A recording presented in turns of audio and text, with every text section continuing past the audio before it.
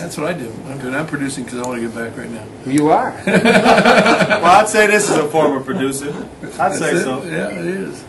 You're a former producer? No, this is a former producer. Oh, former. It went over here, right?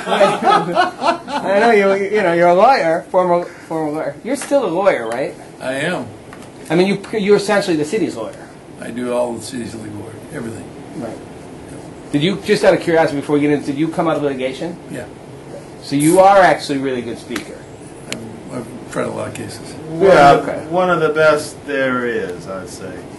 His words, his name, probably his charismatic persona speaks for itself. I don't know about that. He even has what's the nickname? Nooch. Nooch. I ask people about you, and they say, oh, you're going to meet Nooch. Nooch. Yeah. I said, how'd you get that? Hey, took about 3 or 4 months, and here we are. So it's an honor to be able to sit with you. No, man, the honor's mine because the foundation, everything you do, the kids out there. Yeah, we got to do more of it. We got to spread it around. I mean, that's the problem. The problem is nothing's pervasive, and we need to take what you do and make it pervasive, so that not just inner city kids get it, or kids that maybe have lost their way, but every kid.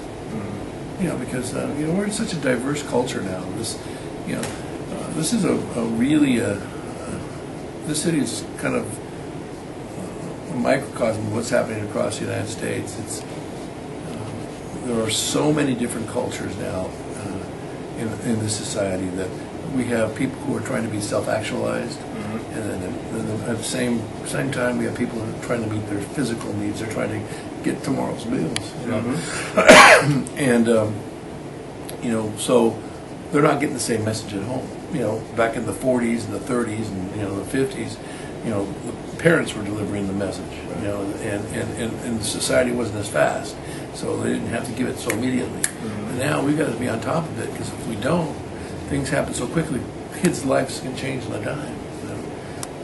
It's interesting because I was over at Parker's charter school over on Crenshaw just 2 weeks ago. Parker's, okay. And what's their first name? I can't remember.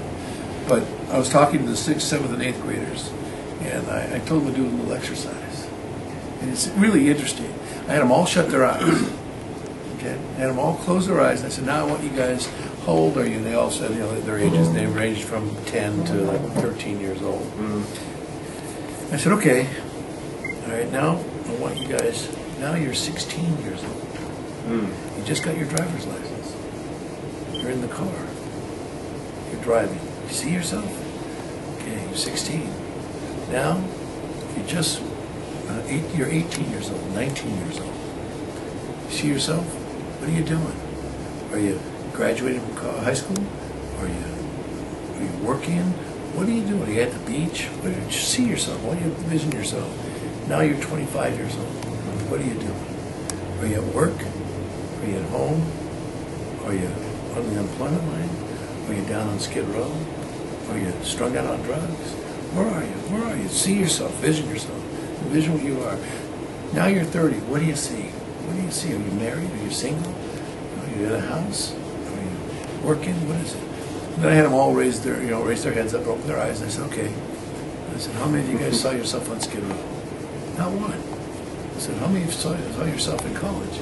Everybody, raised their hands.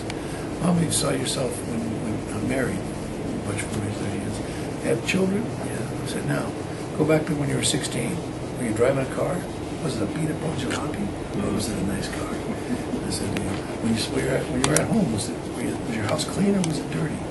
When you were in your house, did you have a suit on or nice clothes, or were you in grungy, old, dirty, oily clothes that smelled?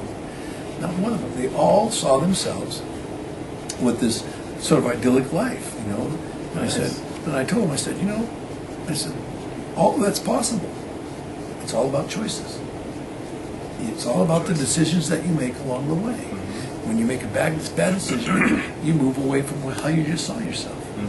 You move away from that.